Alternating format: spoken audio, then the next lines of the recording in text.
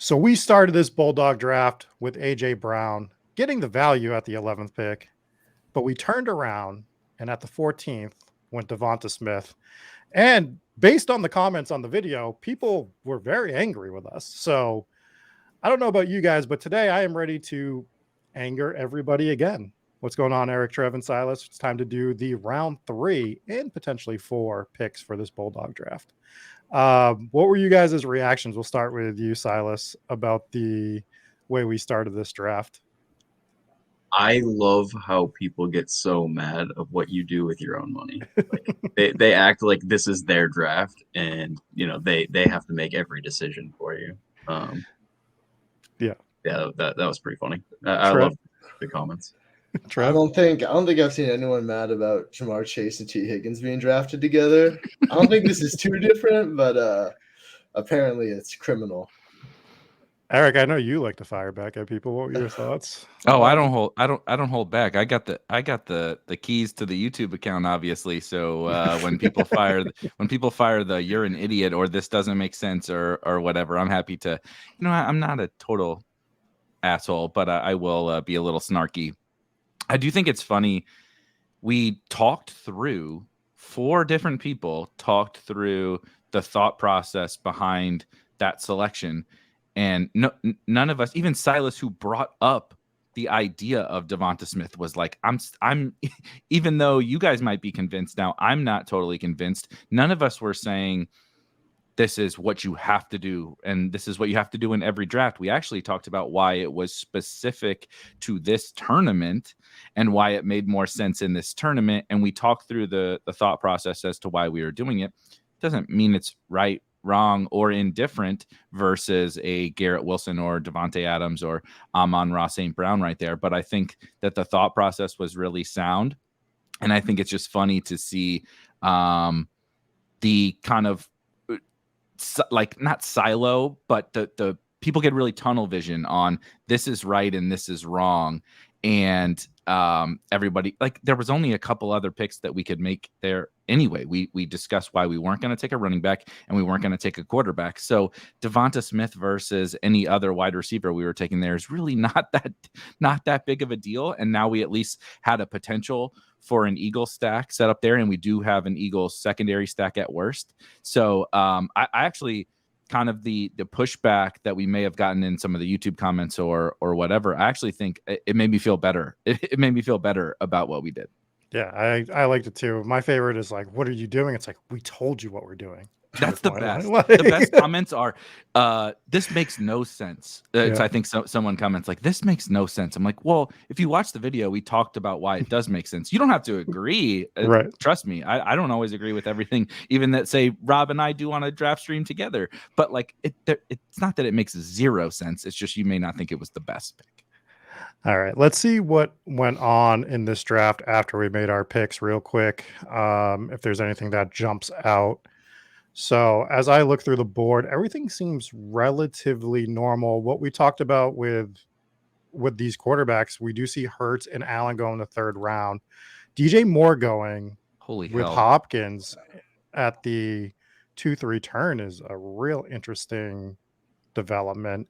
And as you said, Silas, Hurts was a timed out pick, so he's either drafting on his rankings or just auto drafting, probably drafting on rankings. What is going on at that 101 with the Hopkins DJ Moore double tap there?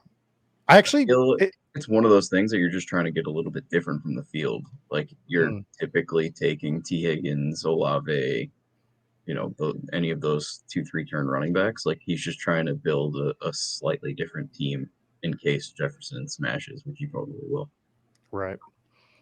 Wait till the YouTube commenters see the DeAndre Hopkins and DJ Moore reach. Oh, no. I will say, other than the DeAndre Hopkins thing, right?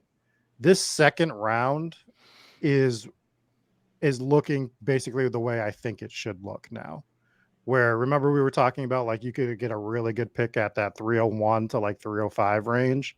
That's starting to evaporate a little bit, and it's starting to become a different tier there, especially in this draft. So I expect to see that more in some of the BBMs and other tournaments going forward. But why don't we see what's available to us right now after our AJ Brown, Devonta Smith start? So top of the queue, we're looking at like Mark Andrews, Lamar Jackson, Debo, Amari, Najee Harris, Christian Watson, Jameer Gibbs, Keenan Allen, so on and so on. I'll throw it to you, Trev. Do you see anything on this list that's jumping out to you with our particular start? This is honestly like my least favorite part of the draft. I hate Yeah. most of the wide receivers. I'm not huge on Andrews, but seeing the Ravens stack that we'd probably get sniped on is always interesting. Other than that, I'm a Gibbs guy. That's the number one guy who sticks out for me. Just I think he's got all the upside, but other than that, it's kind of like pick your flavor of mid-tier wide receiver because we have Debo is the top guy, and I don't know who's playing quarterback for them. Sam Darnold's looking great at OTAs, so that's something we got going. And after that, it's middling. Silas, what are you looking at here? I mean, the running back options are a little underwhelming for me. As you can see through the draft IQ, like I don't take a lot of Najee. I don't have a ton of Gibbs in half PPR because I think he's more of a PPR darling. Mm-hmm. I would be more going towards an upside wide receiver, a la like Amari with a second year Deshaun, second year breakout Watson, or hoping that Judy can stay healthy. Gotcha. Eric? I mean, we got to talk about this Ravens thing, right? Yeah, that's where I was going to talk about. I think I agree with everything that you guys said. I know we might be split on Gibbs. We may not end up taking Gibbs because I'm a little bit more on the Trev side. I know Rob is anti-Gibbs on underdog. So that may be not something that we consider here. But I think we got to talk about the Ravens stack. And if we want to try to see if we can get it, essentially, and how we would go about trying to get it. Because I think if I had my druthers and we could start AJ Brown, Devonta Smith with an Eagle stack, and Lamar Jackson and Mark Andrews with the Raven stack as the foundation of this team, I think that's like unreal, especially in this Bulldog tournament with only 36 drafts, right? So there's only 36. There may not be that many Lamar Jackson and Mark Andrews stacks as it is, because it is a little bit, if you don't reach, this doesn't happen very often, the opportunity to get them at the 3-4 turn. And then spoken as someone who reaches on Lamar and Mark Andrews at the 2-3 turn sometimes in say BBM drafts. And I think we need to talk about if Braden is going to take either one of these guys, and like, do we want to try to see if we can get the Raven stack, and B, will Braden take one of them if we don't? And then which one, right? Is Braden more likely to take Mark Andrews or Lamar Jackson? Just starting that conversation, my vote would be we'd take Mark Andrews, because even if we don't get Lamar, it's fine. It's totally fine. We just get an elite tight end and we give ourselves the chance to get Lamar. But I'm interested in what you guys are thinking about that. So I would just start with the running back thing. Our whole plan for this draft was to kick running back down the road here, right? And I don't think that Jameer Gibbs is worth making that detour here for that. I don't think there's enough value in that spot to go to Jameer Gibbs. So I'm still anti taking an RB at this point. I was going to bring up the Raven stack because I'm kind of the opposite on it with you, Eric, where I think it's more likely that if we take Lamar, we're going to get Andrews on the wrap here. And I think it's safer because even if we don't get Andrews, we can make our decision on who we'd want to stack Lamar with further in the draft, like if we wanted to go with Rashad Bateman or something like that. So that's the way I would want to play it personally. I understand going the other way with it too, because maybe Braden he's going to grab Najee Harris or something and just go with this robust team and then grab a wide receiver because he feels panicked. So I can see both sides of the coin on this one. I just think the safer play is Lamar because of things we can do with Lamar down the road, where Mark Andrews just becomes an ancillary one-off piece, which isn't the worst thing ever. Yeah, I was gonna say where we are in the draft too. There's Kittle and Pitts normally fall down to that 5-6 turn, which would give us another chance for a tight end. Mhm. And then, we don't have a good, at least, Dolphins player for week 17 on the comeback. So while that's not the most important thing, it's something that I usually think about. So if we're having just the Mark Andrews, he's really just going to be a one-off because we're not going to have someone for week 17. If he takes Lamar, then we're not going to have the stack either. And I like the elite tight end because we can really punt to that last couple rounds and take some random starter. But double wide receiver and then elite QB is pretty nice to start off, I think. Yeah, So- let me jump in there. So I kind of agree with Rob and Trev where Lamar would be my preferred if we're going to go for the Ravens stack. I kind of glossed over it because I've tried to do this stack a million times from the back end, and it Yep. always gets sniped. With running back, kind of going to what Rob brought up, like Braden already has 2, so what are the chances he's actually going to take a third? So if we were going to go running back, I'd prefer to do it at the 4th round pick rather than this 3rd round pick. I think Lamar is definitely the smarter one because we have options later on.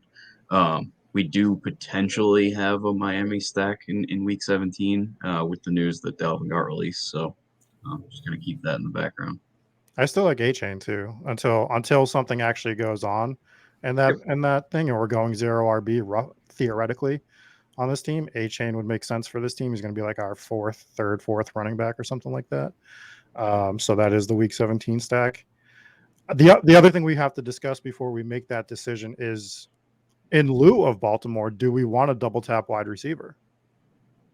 That's another.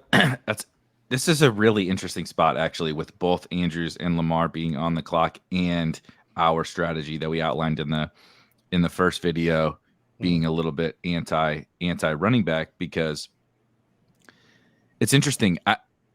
My question, I'm going to start with the Ravens and then we can talk about the wide receiver thing. Who do you think? My thesis for the Andrews over Lamar here is not that I would prefer to have Andrews on this team. I actually think I would prefer to have Lamar on this team, as you guys kind of outlined perfectly.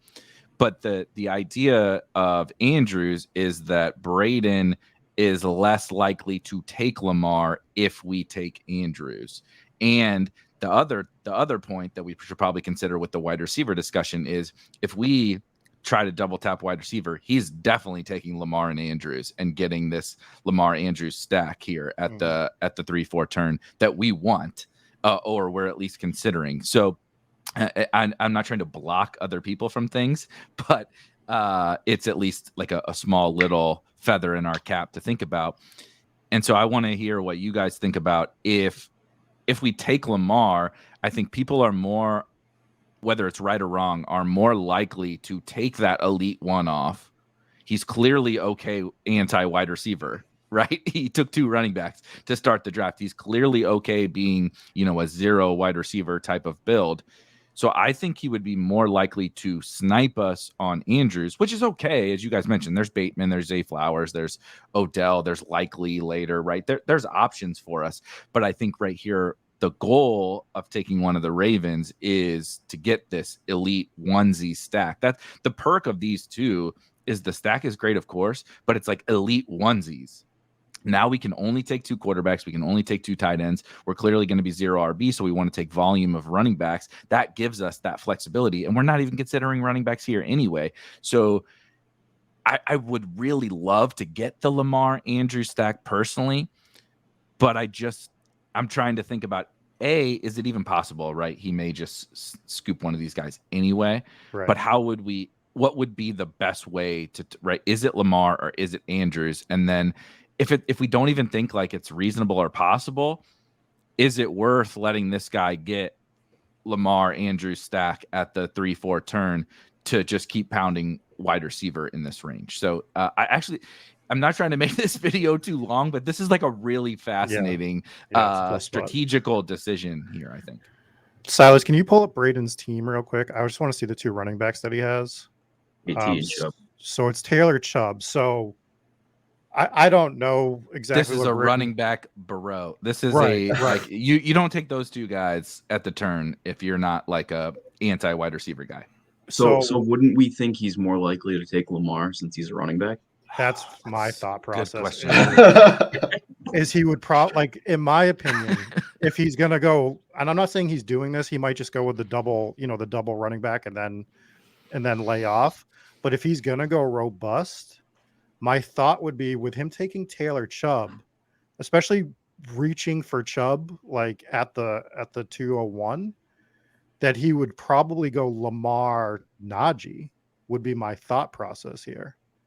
Because he's I can even see him taking like Cooper, like in him building out a Brown stack if he's that smart. Or he could go. And it is a $500 tournament, right? So like we joke about the running back bros, but like this guy's not a total fish. You don't put $500 on a best ball team being a moron. So yeah, God, it's really tough. I don't know. Because if you're going robust RB, you're going to be taking wide receivers later. And who's a better stacking partner than Lamar to get your wide receivers later? Right. So like that's the way that it feels like he's building out his team. And again, he could just be going with the double elite running back and then build around that. It doesn't mean he's going robust. But if he is, my thought would be that he's going to go Lamar, Najee, Jahmyr Gibbs, whichever one. I feel like he likes Najee better personally, but I'm throwing something against the wall there. But to your point, he could also be like, well, then let me just lock up elite tight end. Let me do Najee Andrews. He could do either. And this could be a 0-win proposition in trying to get the double stack. But if it's a 0-win proposition and trying to get the double stack, which guy do we like having on the team better? And I think Trev's point is really solid, where it's like, if we do want to get that elite tight end, that 5-6 turn might get us Kyle Pitts or it probably will. Right. So if we're going to go that route, it's Lamar for me. If we're going to go double wide receiver, my hands are kind of like thrown up. It's like Amari Cooper, I guess. I don't have strong conviction on any of the wide receivers. I actually like the guys down a little bit more, a little past Christian Watson personally. Like I like Drake London, Mike Williams better overall, like for upside purposes than Amari, but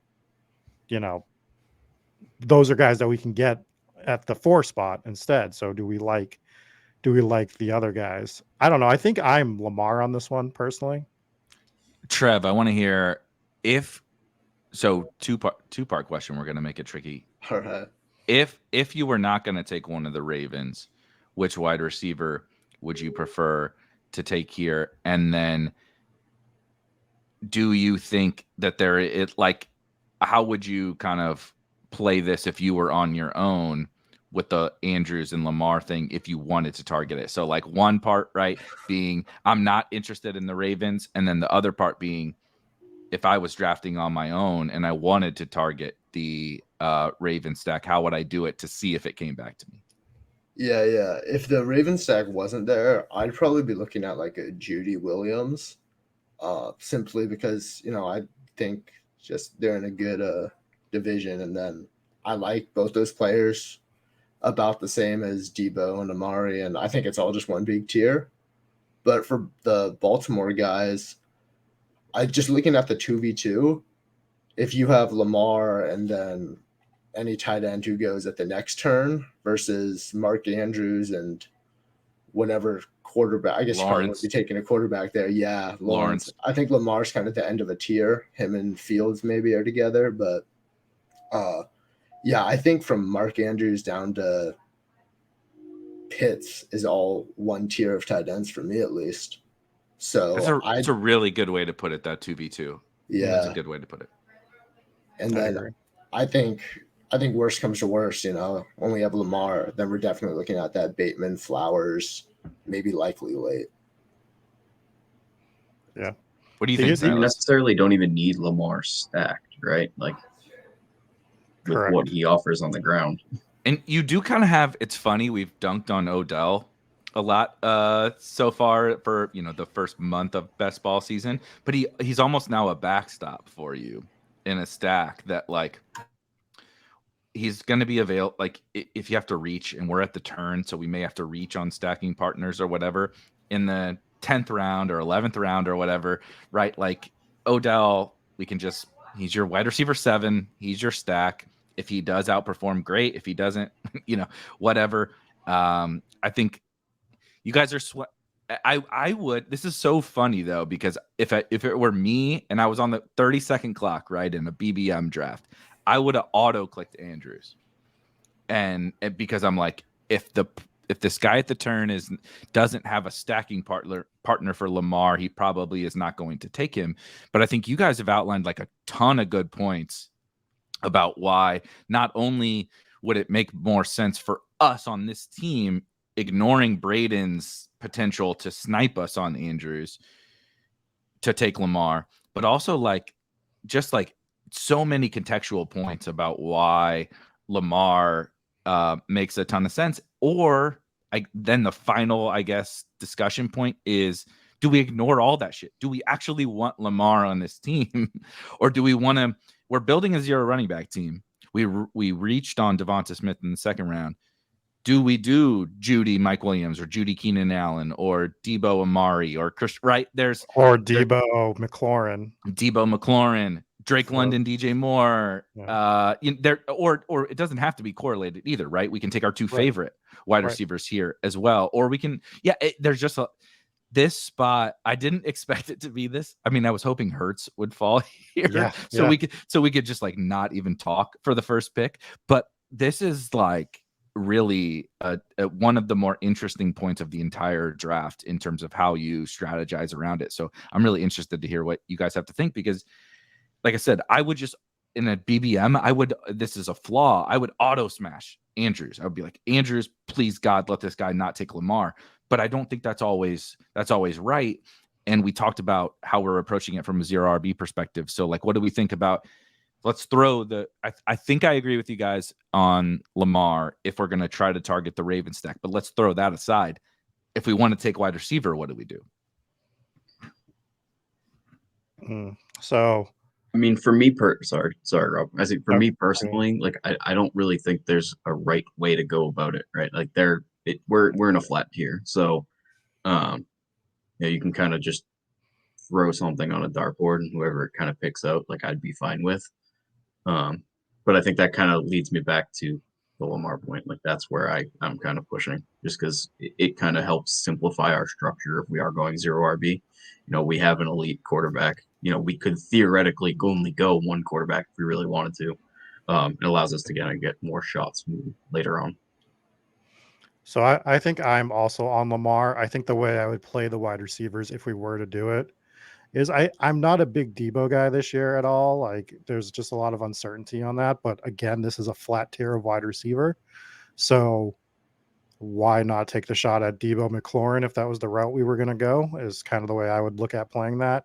But I think Lamar just sets up the perfect 0 RB type of build we're looking for. Because after Lamar, there's no quarterback that I feel is truly, truly elite, right? I think that Lamar's kind of got we got the S tier of quarterbacks with the top 3, and then we have S with an asterisk with Lamar, and then it's, Fields kind of almost his own thing, and then Lawrence. He's a better version of what you've outlined with DK Metcalf, where you have this tier of elite wide receivers down to T. Higgins, right? Mm-hmm. That everybody wants all those guys, from Justin Jefferson to T. Higgins. Who the heck doesn't want those guys? Then we just put DK Metcalf in this random spot in the middle of the 3rd round. And then you're Ridley, Debo, Amari, dealer's choice afterwards. Lamar is kind of like that. After the top 3, he's not quite as good as the top 3. But then there's him. And like I like Fields, I like Herbert and Lawrence, everybody does. But there's Lamar. After those top three is just this spot in the third round where he fits so well to this area where we don't have a wide receiver we love, or we don't have a running back we love. So yeah, I do keep coming back to Lamar, but I also think the wide receiver thing is interesting.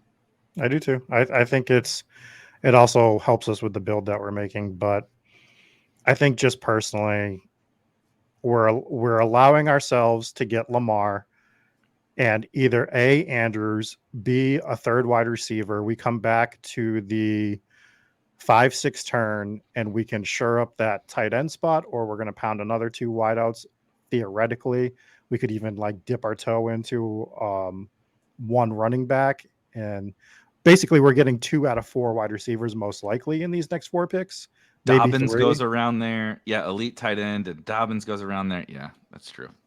I was also gonna sorry, Rob. I was also gonna say if we were at the 312 instead of the 311, we would be smashing the Andrews Jackson, I'm pretty sure. So I think we all agree that that's like the best combination of 2 picks right here. So it feels more like we should at least try for it, and then that's true. Worst comes to worst, we get a quarterback we all think's elite. That's a good point. That's good. I like that. Yeah, so I think I'm Lamar on this one. What do you think, Silas? Final answer. Yeah, I'm also Lamar here. I think he makes the most sense for what we want to build. The only other thing I can think of is like trying to grab both Chargers guys and then grabbing Herbert, hoping he falls. Oh, that's interesting. But I don't think that's my preferred route. Thanks, Silas. You just added 20 minutes to the show. You also, I will shout out Silas. You just added like 17 YouTube comments of being like, "Did you handcuffed your Chargers wide receivers in the 3-4 turn? You moron!" Yeah, I mean, I don't even really hate that concept because it is something I've brought up before, doing a spot like this and then trying to get Herbert. Really and I think, interesting, actually.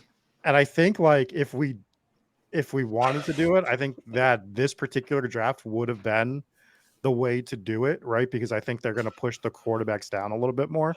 So I will have the conversation. I'm still Lamar, but if Lamar wasn't here, I think that would have been a really, really interesting. If Lamar wasn't here, I think I would have been like all in that idea. Mm-hmm.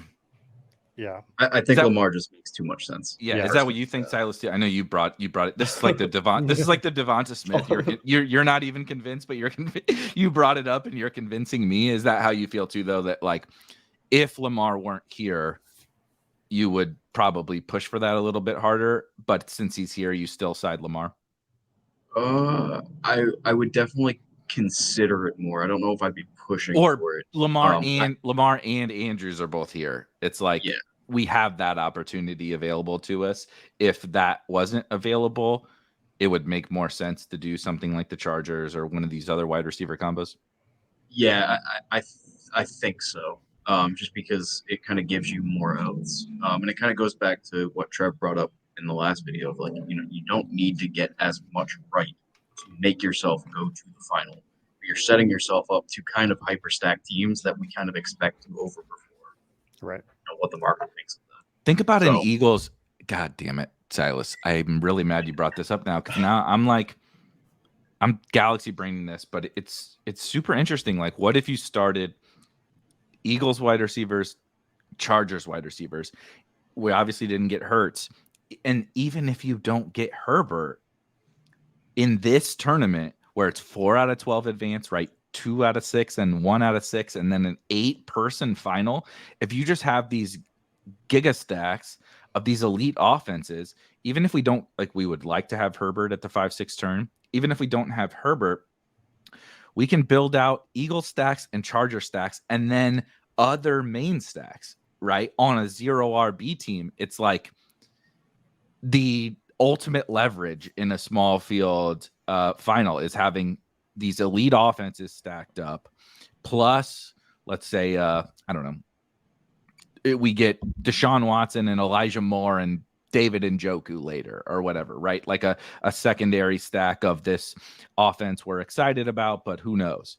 Anthony Richardson, right? The Colts or whatever. We get the later stack, and then you have these elite offenses, and we can get the Kittle or Pitts at the 5-6 turn if we want to. It's actually like I really hate you for bringing it up, but I'm kind of like fascinated by this roster construction again, specifically for this Bulldog, which I don't know that I would do this in like a BBM where I got to beat a million people, but in the Bulldog, it's like, dude, you just got like the whole thing about these small field is like, don't fuck it up, let everyone else fuck it up. And if you stack the Eagles and the Chargers to start your draft, it's like you're not screwing this draft up, but other people might, right? The guy that took DJ Moore and DeAndre Hopkins at the 2-3 turn might be screwing it up, but we're not going to screw this up with AJ Brown, Devonta Smith, Keenan Allen, Mike Williams. And like, I'm not saying we're screwing it up with Lamar, but like you could. I love Lamar. I love Lamar, but you could screw it up with Lamar. The only wrench in the Chargers, right, is it's not as kind of concrete as it was in years past. Like they did just draft Quentin Johnson, so true. That could derail one of our picks here. It kind of makes the wide receiver core a little bit ambiguous. It kind of again pushes me off of it, at least for right now. But it is a somewhat interesting strategy. Trev, Is what it do you something think? real quick? Is that something we should be considering when we go to the high stakes and DK more? So like, I know we're going to do one of those eventually. Perhaps we should back pocket this as well. Like, even if we don't do it right here, which I don't think we're going to, but if we back pocket it, maybe we go to the high stakes and let's just say we start Kelsey Mahomes there or something like that. Like maybe at that 3-4 turn or whatever makes sense on DK, we're like, all right, well, I guess you'd be going double quarterback at that point early, which I don't hate either. But maybe doing a double team stack with the Chargers and DK makes a little more sense. It could. The structure is entirely different of the DK 555, right? Because it is a larger contest. Because this one is only 432 people, like you can get a little bit more unique while increasing your floor to actually help your advance rate. Yeah, that's a good point. That if we start I'm not saying we should do this, but I'm saying from a strategy perspective. So when the commenters say this makes no sense, I'm gonna put this timestamp in there.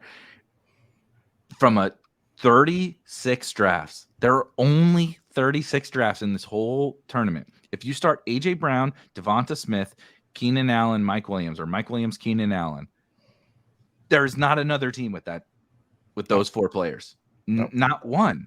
There's probably not another team with an Eagle stack and a Charger stack. So you instantly nothing else matters the rest of your draft. You made 4 picks out of 18 and nothing else matters. And so it's I'm like kind of harping on it, and we're taking this conversation longer than we all probably thought was going to happen. But it's because it's actually like this pick is the point in which we decide the rest of our draft actually. And so that's why it's super important. Well, I was also going to bring up if we did go the Lamar route, we could still grab one Chargers receiver and then go for like a Quentin Johnson or something. Yeah, and then we're still getting the double Chargers, still have the chance for Mark Andrews to come back, and either way, that seems pretty good. Good point. Yeah, because you can do because then you're getting the 3. You're getting the Charger stack, you're getting the Raven stack and the Eagle stack. Yeah. So I think like the plan would be we grab Lamar here. We hope Andrews comes back. And if not, then we've decided these wide receivers are all the same tier. We come back, we grab Mike Williams, and then we don't even have to grab Herbert. We can just grab Quentin Johnson if we want to. And if Herbert somehow falls to the 7-8, which is not going to happen, we could still grab our second quarterback there, punt tight end completely to the end, because you can get Everett, you can get Likely late, and you get your 3 team stacks there. So I like the idea. I think we can still implement it. I think we go Lamar. Yeah, I'm still Lamar here. Final answer. But Eric, I am also, if Lamar wasn't here, it would be a very big conversation to have. Yeah. That's why I think we have all kind of leaned into Lamar, but it's actually like the reason why we're talking about this so long is like this is like this is the spot where if you run into this in your draft on a 30-second clock, like I said, I've never even like thought this through or talked this through with anyone. You just get on, you're like, boop, yep, okay, cool. Draft this guy, whatever, try to set up the Ravens. But it's actually like a really nuanced decision to think through. And so I will put my official final vote of Lamar, but it's a little more cautious than I probably would have thought. I was Team Andrews to start this whole goddamn conversation. and now I think I'm Lamar now. All right, let's do it. So our final selection, we're taking Lamar Jackson at the 311. All right, so Braden does make his picks. He decides to go Mark Andrews, Justin Fields. And what that tells me is that we were never getting the Ravens whichever way we played it. He goes with Justin Fields, which tells us that he would have went Lamar Jackson if we went Mark Andrews. And obviously he went Mark Andrews when we went Lamar Jackson. So I think we played that the right way, personally. Silas, how are you feeling about seeing Braden's picks and what we have on the board here?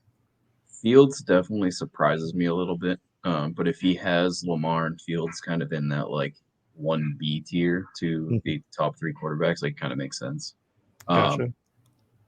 I feel like he took Andrews just because he was at the top of the queue and a little bit past ADP. So it kind of makes his team a little bit unique. Kind of interesting that he is going like a hyper RB team, as he's literally not taking a wide receiver through 4 picks. He has elite onesies. Yeah. He's doing like a 0 wide receiver thing, which is interesting.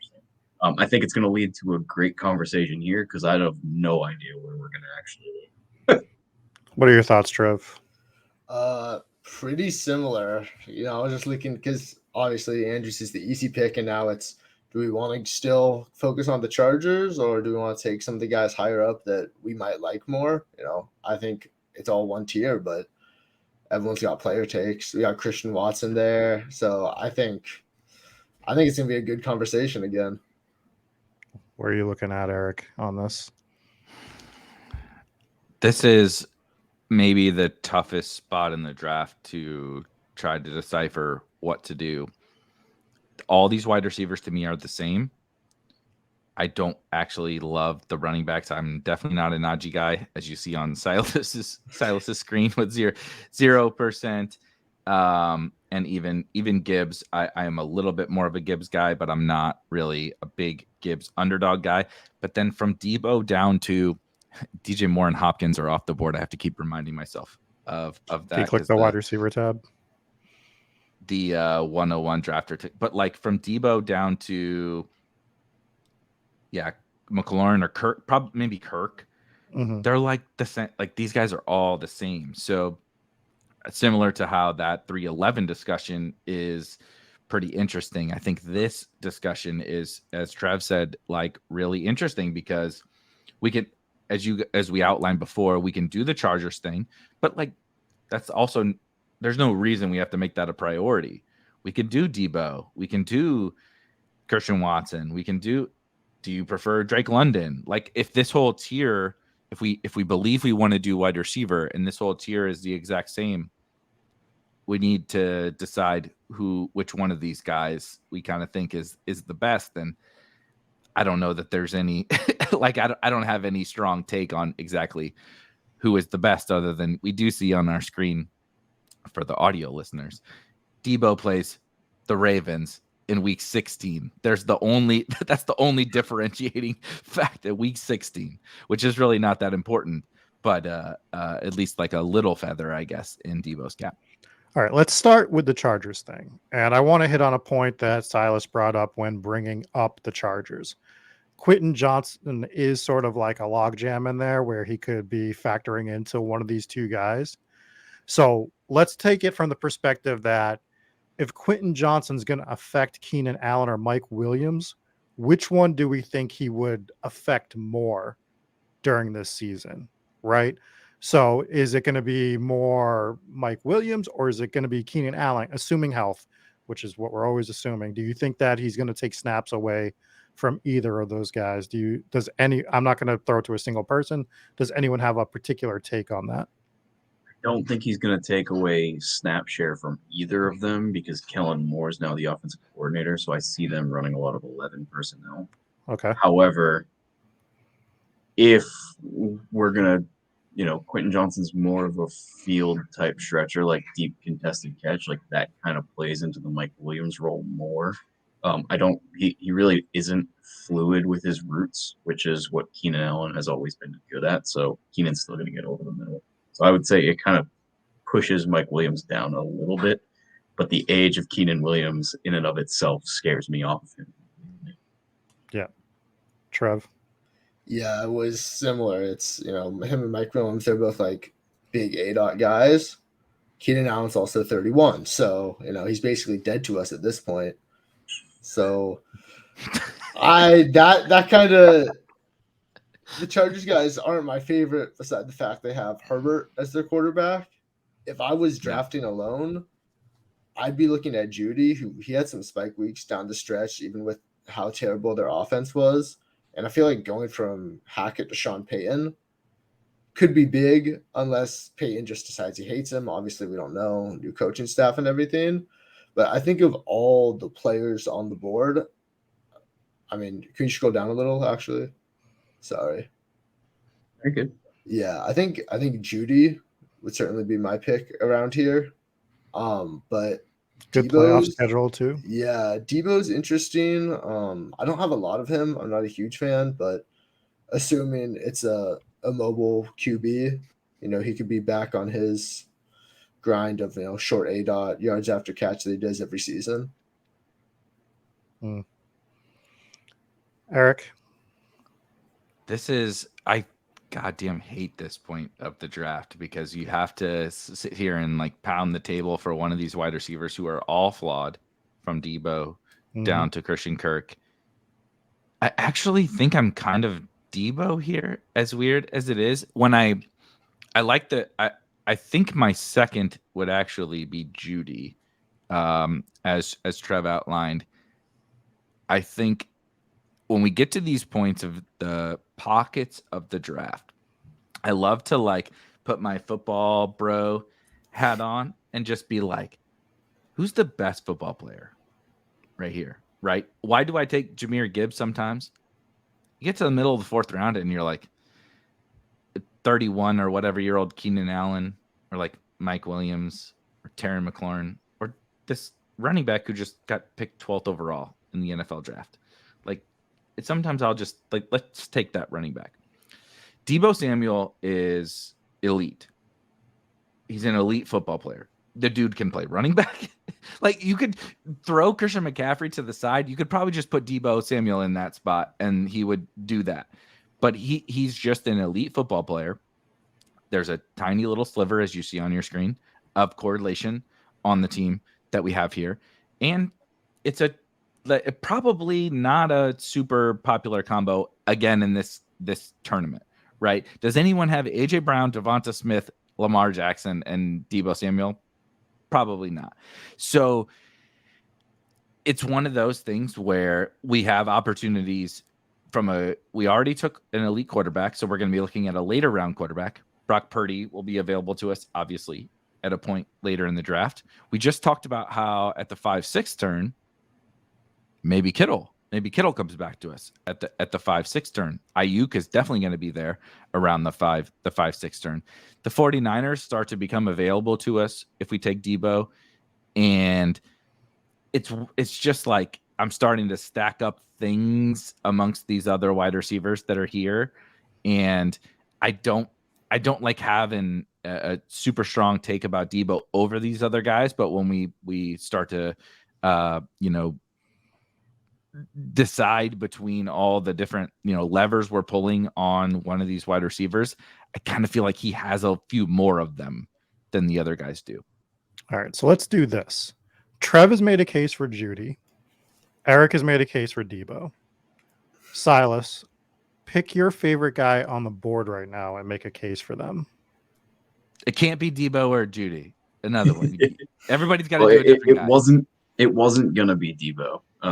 Just because I saw something the other day. 2 years ago was really an anomaly in terms of his points per game and how his role was used with CMC there. Obviously, it's going to change some things.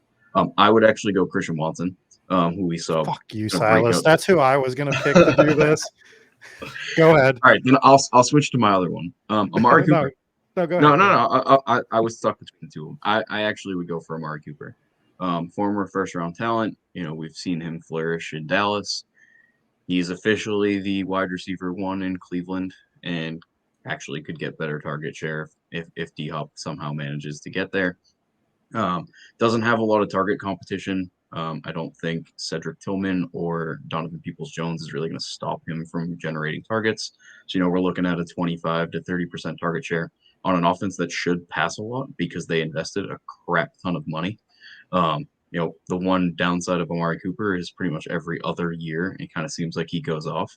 But I think that's more just a trend and not like what should actually happen. So it would be Amari Cooper. So I was looking at Christian Watson because as we talk about this entire board being relatively like one flat tier, when you look at the names, who are the ones that stand out that could just absolutely crush this year, right? And I think upside wise, I think he's riskier than other players that are sitting around here for sure. But in terms of like just pure upside, Christian Watson, I think, provides a ceiling that some of these other guys just can't even begin to get to. Maybe only a few even have the opportunity to do that. Judy being one of them, Debo being one of them, Cooper being one of them. I don't think anyone else on the board really does. And if we're looking at playoff schedule, Christian Watson is playing, scroll back up real quick. He's playing Tampa, Carolina, Minnesota. Tampa is at home, but then Carolina's on the road and Minnesota's in the dome for week 17. Very young, like he's a very big boomer bust play. We're not sure what that Packers offense is going to be. I think it's going to be a little better than other people think it's going to be personally. I think they're going to see what they have in Jordan Love. They basically have to figure it out this year, like if Jordan Love is the guy or not. So I'm kind of like, if we're going with this Eagles double stack and we're just going pure upside wide receiver and we're going to be pounding on the wide receiver train for a bit, might as well get one or two like big upside guys. And I don't know if there's a guy that has more upside on the board currently than Christian Watson. My argument, honestly, mainly looking at Cooper or Judy, would be it's easy to see how their QB play gets better. Deshaun Watson was great and then was fucking god awful. Judy, Russell had the worst season of his career probably and a terrible coach. And so, his QB's not changing, but the coach is improving. Christian Watson was extremely efficient and had Aaron Rodgers, and Debo Samuel might have Sam Darnold. So it's easy to see those situations get worse and both those efficiency players get less efficient. Well, I think it's almost reversed for Cooper and Judy.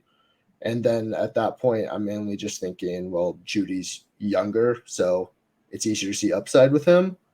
I can push back on that, though, because you have Sean Payton coming in to Denver. We've talked about this, me and Eric have anyways. Sean Payton could look at this as just a complete rebuilding year. And he could just be kind of he might throw in the towel next week on this team. Just do what he can to build out, see what he has for players. No, he has to deal with Russell Wilson for this year.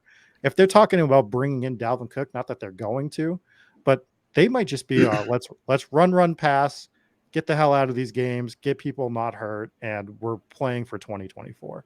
Side note: if they bring in Dalvin Cook, doesn't that make you want to draft the Broncos a little bit more? Like, what is the purpose of bringing in Samaje Perine and Dalvin Cook if they're not trying to win this year? I'm not saying that obviously we're recording this when literally the Dalvin Cook news just broke. But the fact that they're even interested That's in that's Dalvin a Cook fair point. is like Sean Payton. I mean, Sean Payton is not, how old is Sean Payton? Like, this guy's got to be like almost 60, right? Like he's probably thinking about the future, and we're very, and trust me, he's 59 years old. I'm very attached to this kind of narrative for sure, just like everybody else is, with like the Broncos are gonna just suck and tank it out and get rid of Russ and all that kind of stuff. But like, does Sean Payton really want to live a year of like Jarrett Stidham throwing to Marvin Mims 12 times a game? Like, probably not. So the counter to that is maybe Sean Payton comes in and says, no, this team should have won last year. We're gonna win this year. The counter to that counter is Fucking counter. the counter to that counter is the Dalvin Cook thing might just tell you that Javonte Williams is not playing much this year, and they're just looking for bodies, veteran bodies on a relatively cheap price tag to bring in and just run the football with Samaje and Dalvin Cook. That could be all that is. The Bills already took Latavius Murray away from him, so you know. Okay, the counter counter. to all counters. Oh, okay, man. Judy was on the Counter. trade block. Yeah. My last point, countering all the other counters, would be, I think he's at least going to give Wilson a chance, you know. And if he sucks, the pick's probably kind of dead anyways. Yeah. So while he might just be, 6 games in or something, he's like, okay, let's just wrap this season up. If the team's just terrible, the offense isn't performing, probably doesn't matter that they're going to run the ball more because it's like, well, the pick's kind of dead. Mm-hmm. But I think it'd be strange just if they are playing well, they're still just like, yeah, let's get rid of all these guys. Let's move on to next year. We can agree that the only person that is a potential dead pick on this board in terms of just team is Jerry Jeudy, right? I think he has tremendous upside, but none of these other guys are like any sense of being dead. Him and Debo are probably the best players, depending upon what you think about Amari Cooper, but or I guess Keenan. So now I'm contradicting myself, but I think Debo and Jerry Jeudy, pure raw skill on the football field at this point in their careers, are probably the best football players. It's just that Jerry Jeudy has, like you said, week 12, the Broncos, maybe before that, shut it down, right? And probably no one else has that risk. Right. I guess the only counter to that would be Jeudy has been quadruple counter. Jeudy has been on the trade block. I mean, he was mentioned early in the season. He's in the last year of his contract. They're not sure if they're going to give him. Is he in the 5th year option? I don't know. Yeah, they exercised his 5th year. Yep. So, do they want to give him a massive contract because he's going to get one, and he hasn't been able to stay on the field? So, that he is a guy that I could see move within the next month that we just weren't expecting to move, but somehow kind of financially they figure it out. One thing I did want to just mention, I'm going to come back and be stubborn about the guy that I brought up, but we're bringing up all these kind of negatives to every one of these players. Like, I actually take quite a bit of Jerry Jeudy. The Chargers make sense, but as you guys have said, you have QJ later. We don't know how that's all going to play out. We also, we're assuming the Chargers are awesome, but like, these guys went a little bit ahead of this, but not that much ahead of this last year, and it was a disaster, and Quentin Johnson wasn't there last year. We're pipe dreaming about Amari Cooper, and again, I'd take Amari Cooper, but like, Deshaun Watson was terrible last year. Yeah, maybe it's over. I don't know. The one guy right here that is, again, going back to the don't screw this up methodology, is Deebo Samuel. He's good at the game. Kyle Shanahan clearly knows how to use him. We've seen that for a while. I know they have Christian McCaffrey. I don't think Deebo is not a guy I have heavy exposure to. But if you want to say you just took the Eagles and Lamar Jackson, you didn't screw this up through 3 rounds, and you're targeting a 0 RB team, and we're in this flat tier. Like, just Deebo is just never going to kill you. he could have an air quotes down season, and he's not. He's going to help your best ball team. Is he overpriced? Maybe actually, probably like a round overpriced or something by his ADP, but he's just never going to hurt you. And then he sets us up for Purdy. He sets us up for Kittle at the 5-6 turn.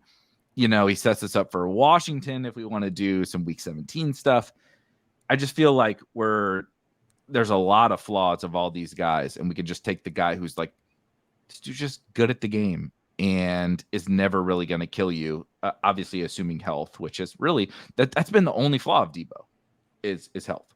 Well, he had a down year last year. Just kind of looking at his numbers, he only had 2 top 10 finishes where he finished as the wide receiver 4, wide receiver 6, and out of the top 320 finishes, he finished as the wide receiver 19 one week.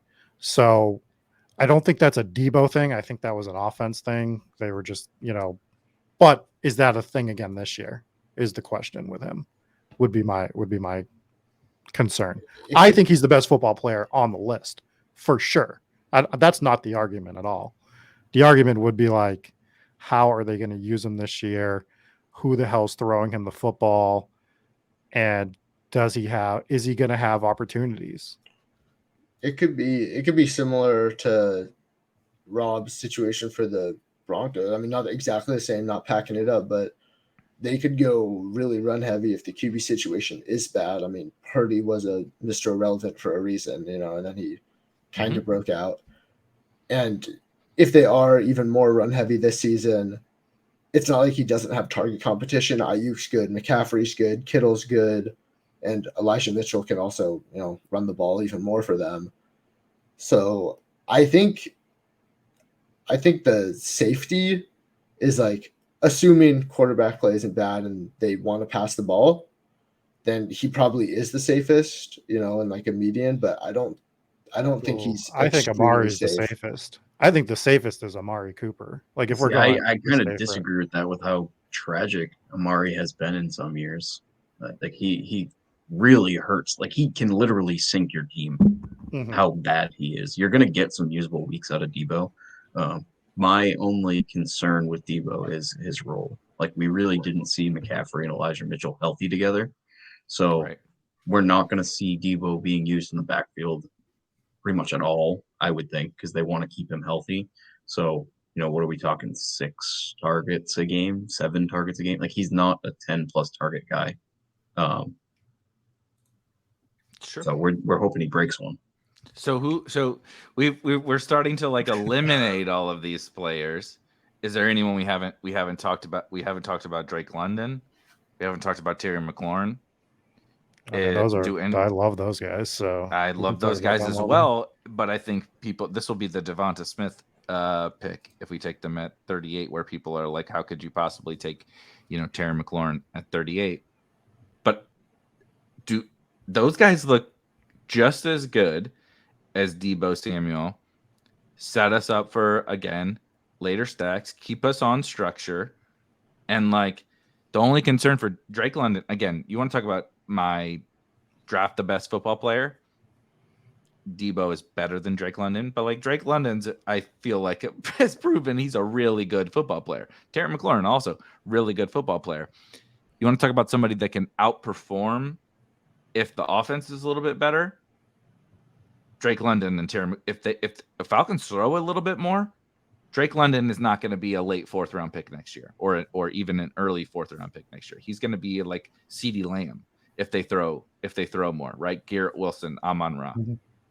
Terry McLaurin, awesome football player. If Washington outperforms and Sam Howell's really good, you're not getting him at the 4-5 turn next year. So if we have concerns about all these other guys and they're not separating themselves, why, like we were willing to do this with Devonta Smith, why don't we dip our toes into something like one of those guys, or Christian? If you guys want to pound the table for Christian Kirk, I think he's a little lesser than those guys, but he would set us up for Lawrence at the 5-6 turn if we wanted to do that too. I think we should at least talk a little bit about like a London, McLaurin, or Kirk. Look, you're not going to get me to not talk about these guys. I love Drake London. My only my exposure to Drake London is huge this year. The only reason why I would like not take Drake London right now is because that 5-6 turn we might want to grab Kyle Pitts. Not that we can't take both of the Atlanta guys. We could do that for sure. You don't want you don't want to mega stack the team that throws 12 times a game? Not interested in that? we could. But McLaurin with the enemy coming over there, I think McLaurin could have an absolute. I think this could be the best year of his career, potentially. Now, he still has a long career ahead of him, but I love Terry McLaurin. I love grabbing London. So those are guys that I am fully in on.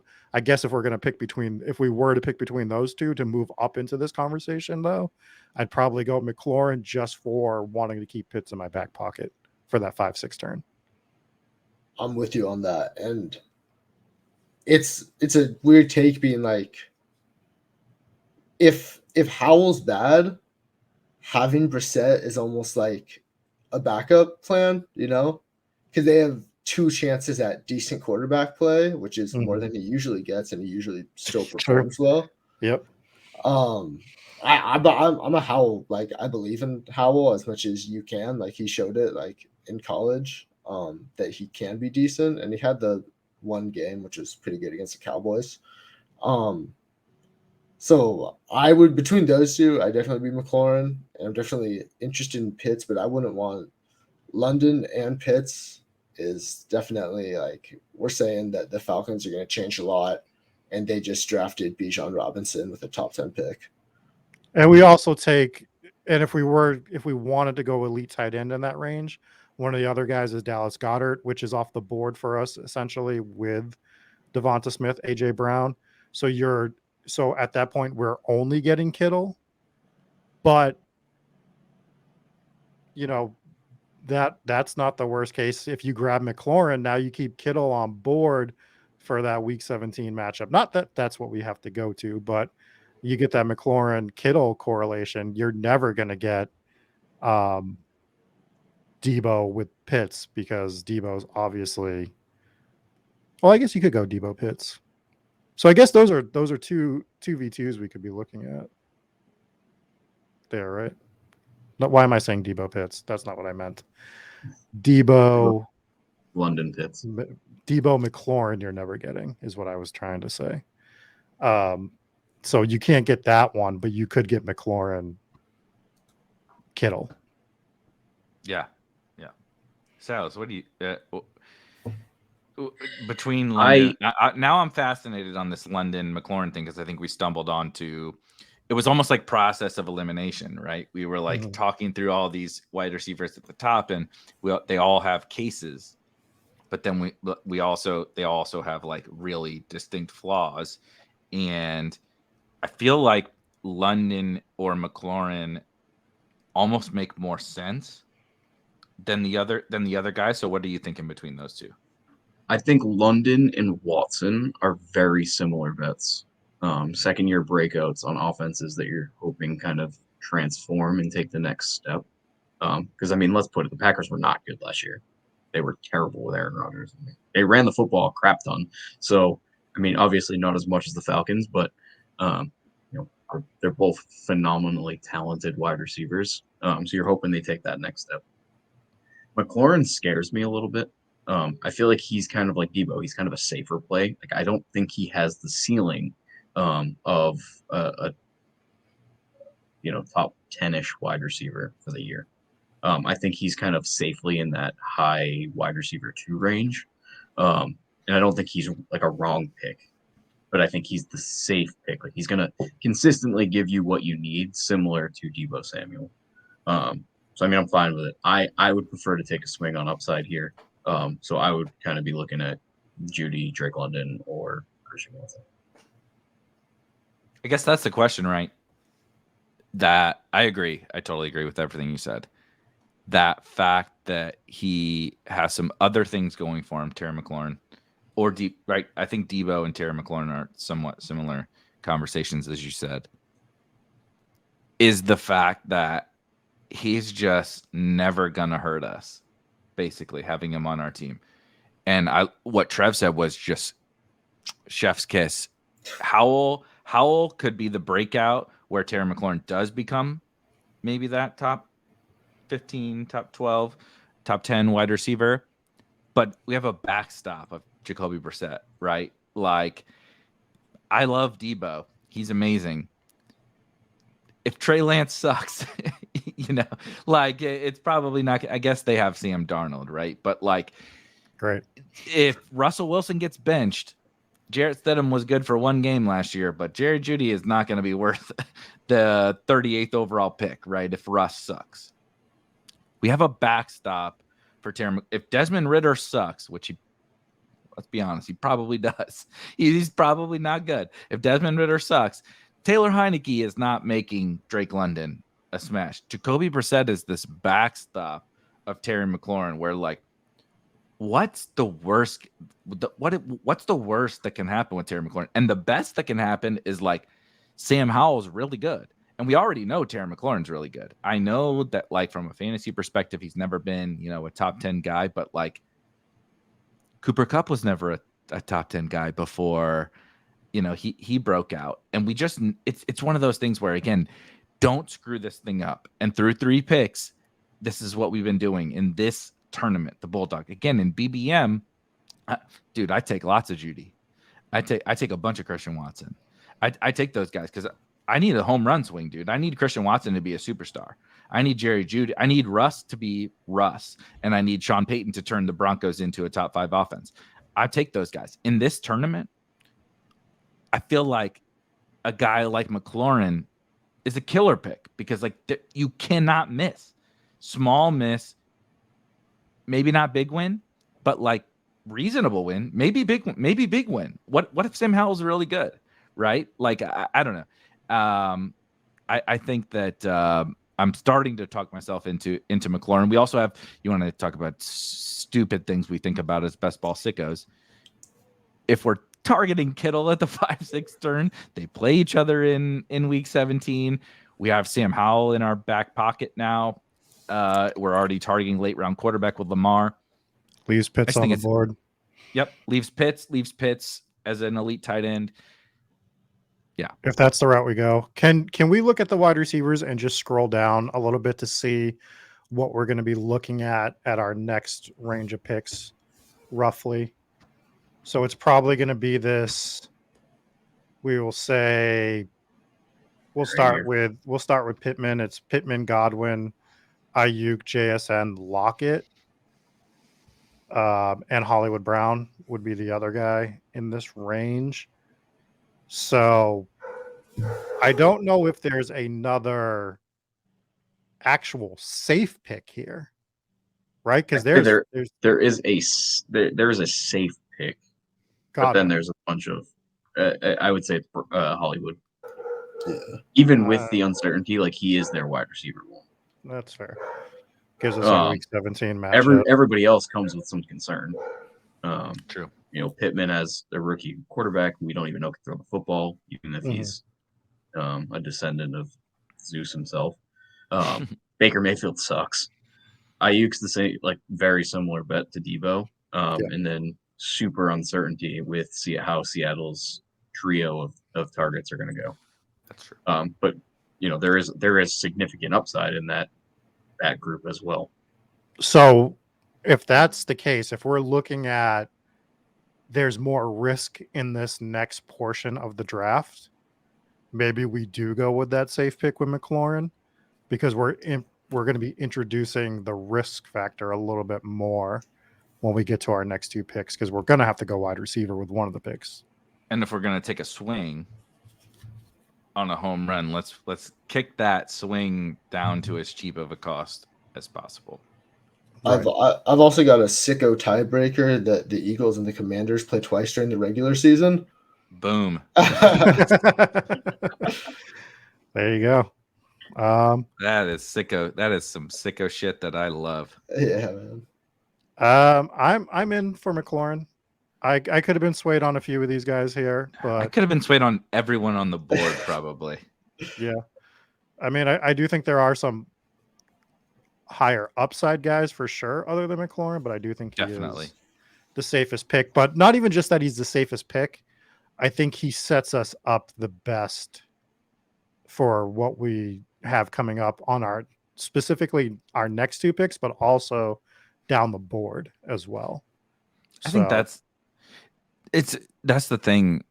Every time you come on the clock, there's all these different variables that you have to factor in. And or it's not to try to make Terry McLaurin out to be like, oh, you're just playing for the floor and the safety. It's the reason why we're recording these videos is when we come back to the 59th overall pick and the 5-6 turn, we need to plan ahead for what might be there at the 5-6 turn. If George Kittle is there at the 5-6 turn, all of us are going to hop on the stream just like we did with AJ Brown and be like, yeah, we all agree on George Kittle, right? Like we're just like, we'll put some fluff of 5 minutes of conversation, but we'll just draft George Kittle. And even if Kyle Pitts is there, we'll probably be like, yeah, probably Kyle Pitts. And so when you know that, or like, who knows, J.K. Dobbins is there at 59 overall. We're drafting a 0 RB team.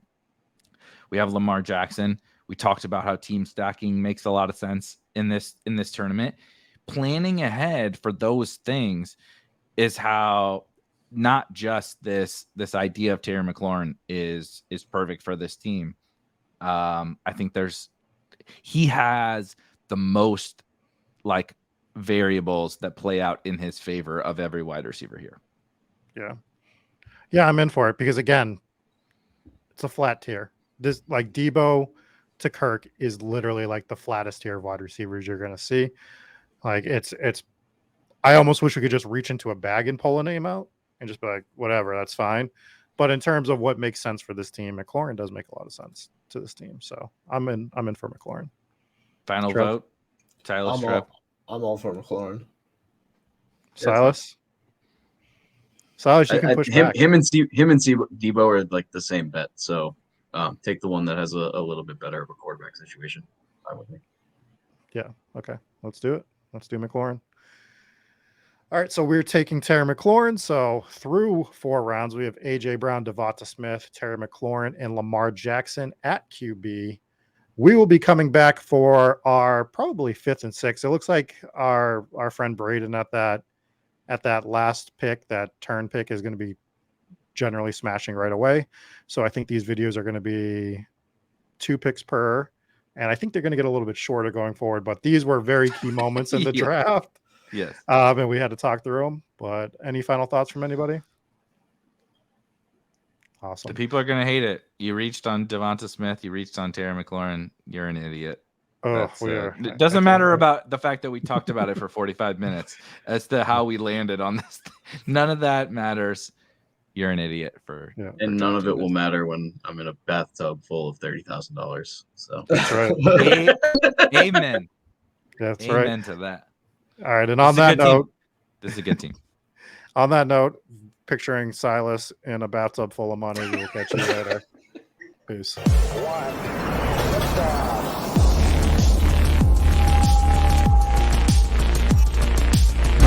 Woo! Those were some spicy takes. Want to stay up to date with all of the other spicy takes we're going to have over here at Spike Week?